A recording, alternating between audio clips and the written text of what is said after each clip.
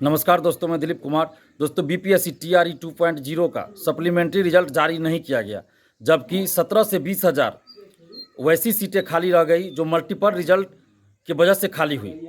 और इसके अलावा अन्य कारणों से तो और भी हज़ारों सीटें खाली रही, लेकिन मल्टीपल रिजल्ट की वजह से जो सीटें खाली है वो 17 से 20 हज़ार के आसपास है। और टीआरई 3 में ऐसे हज़ारों अभ्यर्थी हैं जो फॉर्म नहीं भर पाए। टीआरई 2 में उनका रिजल्ट हो जाता सप्लीमेंट्री में, लेकिन टीआरई 3 में वो फॉर्म नहीं भर पाए। क्यों? क्योंकि उनका उम्र समाप्त हो गया और सरकार सप्लीमेंट्री रिजल्ट जारी नहीं की, और हज़ारों अभ्यर्थी का उम्र समाप्त हो गया। टीआरई 3 में वो फॉर्म भी नहीं भर पाए, और टीआरई 2.0 में सीटें खाली रह गई, लेकिन सरकार ने सप्लीमेंट्री रिजल्ट जारी नहीं किया।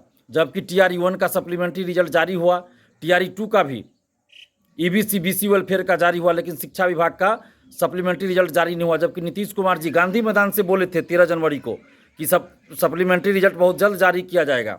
इसके बावजूद भी सप्लीमेंट्री रिजल्ट जारी नहीं हुआ, और सरकार को ये लगता है कि उनकी चालाकी को अभ्यर्थी नहीं समझ रहे हैं। जो सप्लीमेंट्री रिजल्ट देना था उसी सीट को टीआरई 3 में जोड़कर टीआरई 3 निकाल दिया गया, जबकि टीआरई 3 आना था जुलाई अगस्त में, और चुनाव को देखते हुए टीआरई 3 फरवरी में ही निकाल दिया गया। आप निकालिए, टीआरई 3 निकालिए, टीआरई 4 भी अभी निकाल दीजिए, हम लोग विरोध नहीं करेंगे, स्वागत करेंगे।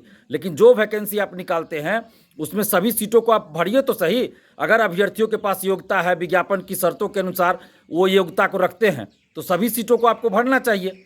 यहाँ डेट ऑफ बर्थ के चलते हजारों अभ्यर्थियों को बाहर किया गया, यानी कि जितना कट ऑफ गया है उतना कट ऑफ उनको है, उतना मार्क्स है, उस कट ऑफ के बराबर उनका मार्क्स है, फिर भी उनका सिलेक्शन नहीं हुआ, बाहर कर दिया गया डेट ऑफ बर्थ के चलते। कोई 1 नंबर 2 नंबर 3 नंबर से बाहर हुए, फिर वो अगली बार परीक्षा दे टीआरई 3 में, फिर उसमें आप पूरा सीटों पे बहाली नहीं पूरा कीजिएगा। और ऐसे हजारों अभ्यर्थी है जिनका उम्र समाप्त हो गया, वो टीआरई 3 में फॉर्म नहीं भर पाएंगे। और दूसरी तरफ आप 3 चांस की बात करते हैं, और जितने सीटों पे वैकेंसी निकालते हैं उतने सीटों को भरते नहीं है, तो फिर ये 3 चांस की बात क्यों करते हैं?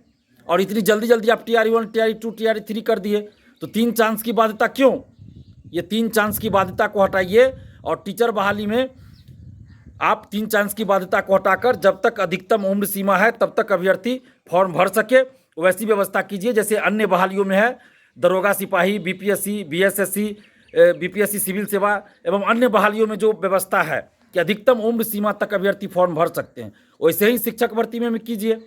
और एज तो किसी का स्थिर नहीं रहता है, रुकता नहीं है।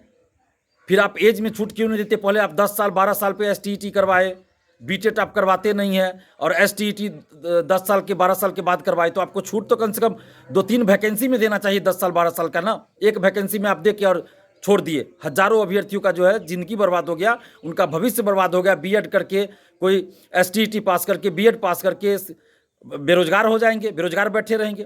तो सरकार को इन सब चीज़ों पे ध्यान देना चाहिए, और बीपीएससी टीआरई 2.0 का सप्लीमेंट्री रिजल्ट जारी कीजिए, और टीचर बहाली में 3 चांस की बाध्यता को हटाइए। और अगर ऐसा नहीं होता है तो बिहार के समस्त अभ्यर्थी नोटा बटन दबाएंगे, किसी को वोट नहीं देंगे।